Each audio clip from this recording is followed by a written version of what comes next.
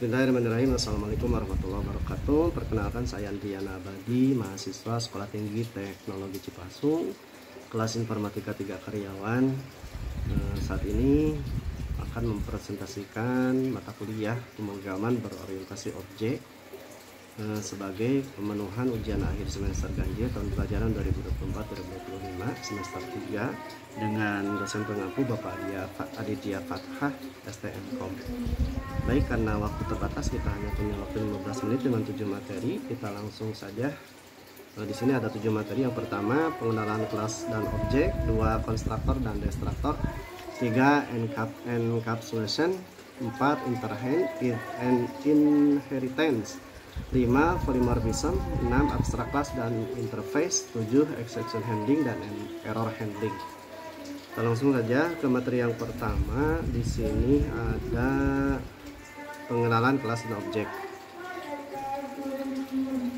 Tujuannya adalah untuk memahami bagaimana cara mendeklarasikan kelas dan objek. 2. Memahami cara mengisi atribut objek dan memanggil metode di dalamnya.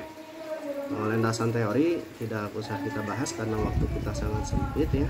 Kita langsung ke langkah praktikum. Kelas untuk mempresentasikan sebuah mahasiswa. Kelas mahasiswa, string nama, string name. Kemudian metode untuk menampilkan informasi mahasiswa. Void tampilkan info, permukaan kurung tutup. Sistem outprinted dalam kurung nama titik 2 plus nama. Sistem outprinted dalam kurung name titik 2 plus name. Dan untuk memanggilnya, untuk menguji objeknya, public class main, public static void main string adds, mahasiswa 1 sama dengan new mahasiswa permukaan kurung tutup. Kemudian mahasiswa 1 titik nama sama dengan Andi, mahasiswa 1 titik name sama dengan 1234556, mahasiswa 1 titik tampilkan info. Maka ketika di-run di aplikasi NetBeans-nya akan seperti ini ya. Nama titik 2 Andi, name 1234556. Kalau mencoba di yang lain, ini buat kelas mobil merek dan tahun dan warna, kita dengan rumus yang tadi, maka tampilannya akan seperti ini. Merek Suzuki tahun 1997, warna hijau metalik. Itu kelas dan objek. Yang kedua ada konstruktor dan destruktor.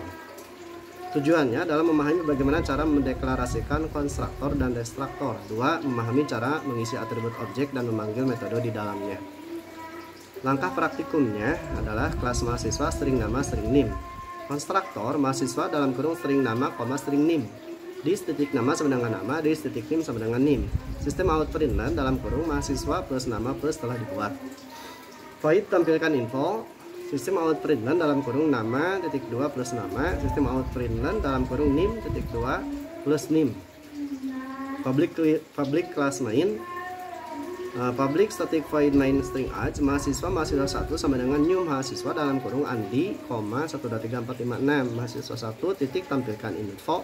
Maka ketika di run, mahasiswa Andi telah dibuat, nama titik 2 Andi, name titik 2 1234556. Kemudian kalau dicoba lagi dengan buat kelas karyawan dengan atribut nama dari karyawan dengan rumus yang tadi akan tampil seperti ini. Karyawan Andi telah dibuat, karyawan Budi telah dibuat, nama Andi ID karyawan K001, nama Budi ID karyawan K002.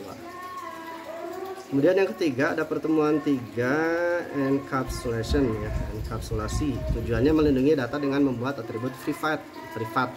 2. Menyediakan metode getter dan setter untuk mengakses atau mengubah nilai atribut secara terkendali. Langkah praktikumnya, kelas mahasiswa, privat string nama, privat string name. Public void set nama dalam kurung string nama, dis titik nama sama dengan nama. Public string get nama, return nama. Public void set name dalam kurung string name, dis titik name sama dengan name. Public string get name, return name.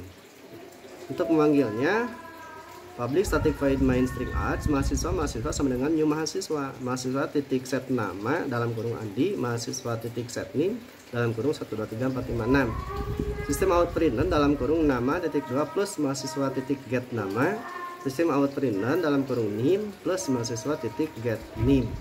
Maka ketika di run akan tampil seperti ini, nama titik 2 Andi, name titik 2 1234556. Dan kalau dicoba lagi dibuat kelas rekening bank, atribut saldo yang bersifat privat dan ada metode deposit withdraw dengan rumus tadi, maka akan tampil seperti ini. Ketika di run-nya saldo awal 100.000, berhasil deposit sebesar 50.000, jadi saldo setelah deposit 150.000. Kemudian kita berhasil menarik sebesar 30.000, maka saldo setelah penarikan jadi 120.000. Yang keempat, pertemuan 4 ada inheritance, pewarisan. Tujuannya adalah untuk memahami konsep pewarisan untuk mengurangi duplikasi kode. 2. Memahami cara membuat hubungan antara kelas induk atau superkelas dan kelas turunan atau subkelas. Langkah praktikumnya, kelas karyawan, string nama, string ID karyawan. Void tampilkan info, sistem out printer dalam kurung nama plus nama, sistem out printer dalam kurung ID karyawan plus ID karyawan. Kemudian ada kelas turunan dari karyawan, kelas manajer extend karyawan, string departemen. Void tampilkan departemen, sistem out printer dalam kurung departemen plus departemen. Kemudian untuk memanggilnya, public class main, public static void main string ads seperti biasa. Manajer sama dengan new manager. Manajer titik nama sama dengan Andi, manajer titik ID karyawan sama dengan MGR 123, manajer titik departemen sama dengan keuangan. Manajer titik tampilkan info, manajer titik tampilkan departemen. Maka ketika di run akan tampil seperti ini, nama Andi, ID karyawan MGR 123, departemen keuangan. Kemudian kalau diimplementasikan di kelas yang lain, misalkan kelas dokter dengan atribut nama dan spesialisasi. Buat kelas turunan dokter gigi dengan atribut tambahan alat khusus. Contoh, nah ketika kita masukkan ke rumus yang tadi, inheritance, maka akan tampil seperti ini. Nama dokter Andi, spesialisasi adalah dokter gigi, alat khususnya adalah bor gigi. Selanjutnya ada pertemuan kelima, polymorphism. Tujuannya adalah memahami konsep polymorphism untuk memungkinkan metode yang sama memberikan hasil yang berbeda pada kelas turunan. Yang kedua, memahami konsep overriding untuk mengubah perilaku metode yang diwariskan. Langkah praktikumnya, kelas hewan. Ini hewan ya, contohnya void suara hewan, sistem out printer dalam kurung hewan membuat suara. Untuk hewan yang pertama ada kelas kucing extend hewan, add override void suara, sistem out printer dalam kurung meow untuk kucing. Kemudian untuk hewan yang kedua ada kelas anjing extend hewan, add override void suara, sistem out printer dalam kurung woof untuk suara anjing. Maka untuk memanggilnya adalah public static void main string ads. Hewan 1 sama dengan new kucing, hewan 2 sama dengan new anjing. Hewan 1 titik suara, hewan 2 titik suara. Maka ketika di run, hewan 1 akan muncul suara meow, yang kedua ada muncul suara woof. Dan kalau mencoba diaplikasikan ke kelas kendaraan dengan metode berjalan, mobil dan motor mewarisi kendaraan berjalan. Nah, ketika menggunakan metode yang ini, maka akan polymorphism tadi ya, akan seperti ini ya. Untuk kendaraan, output kendaraan sedang berjalan, mobil dan motor. Output mobil melaju di jalan raya. Output motor melaju di jalur cepat.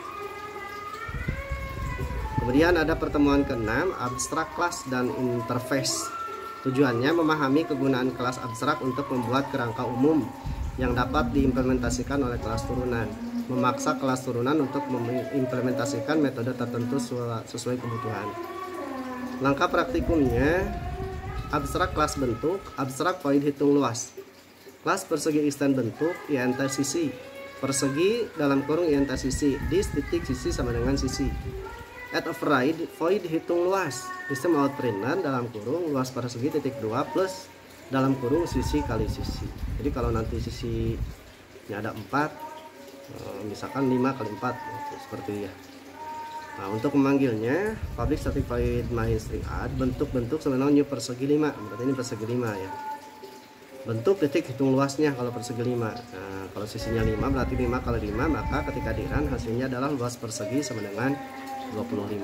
Dan kalau coba diimplementasikan di kelas abstrak alat musik dengan bunyi gitar dan piano di sini,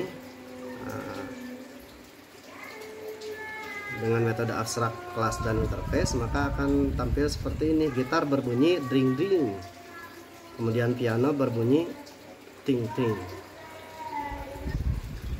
Selanjutnya yang terakhir, pertemuan 7 ada exception handling dan error handling. Tujuannya exception handling untuk mengolah error yang mungkin terjadi saat runtime. Penggunaan blok try-catch untuk menangani beberapa jenis exception dan menjaga agar program tetap berjalan dengan pesan error yang informatif. Kita langsung ke praktiknya saja ya.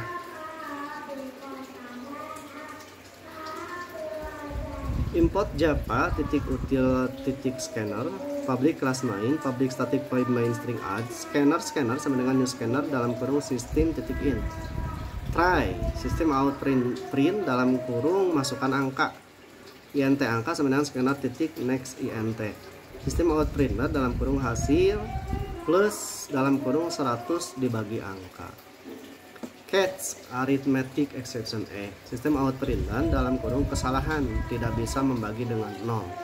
Jadi nanti tidak bisa kita memasukkan angka 0. Kalau memasukkan angka 0 akan terjadi kesalahan ya, tidak bisa membagi dengan 0. Kemudian ada catch exception system out print dan kesalahan input tidak valid. Input tidak valid kalau kita memasukkan bukan angka, misalkan huruf ya. Nanti akan ada muncul keterangan input tidak valid.